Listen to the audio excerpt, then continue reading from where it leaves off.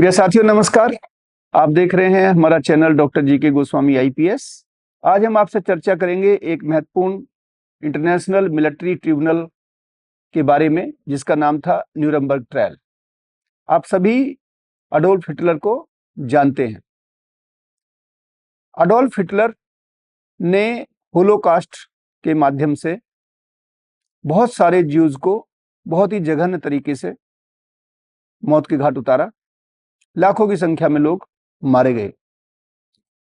Second world war के समय में जर्मनी ने अमेरिका, इंग्लैंड और जो अलाइज थे उनके विरुद्ध सेकेंड वर्ल्ड वॉर प्रारंभ किया।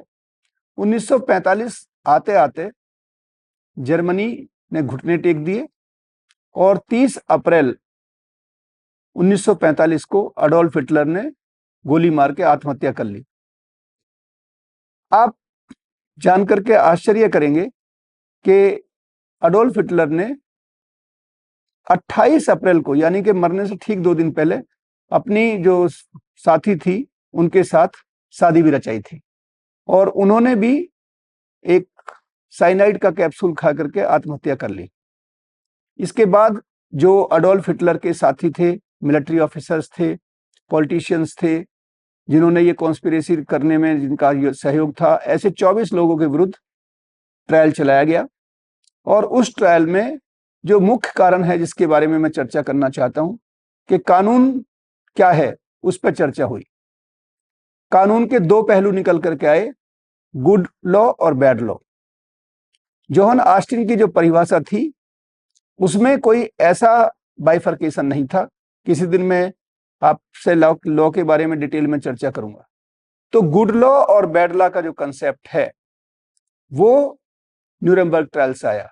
जब ट्रायल चलाया गया तो जो आरोपी थे, जब उनसे पूछा गया कि आपने क्यों ये कार्य किया, तो उन्होंने कहा कि हमने कोई गलत कार्य नहीं किया, हमने वो किया जो हमें हमारे शासक ने कहा।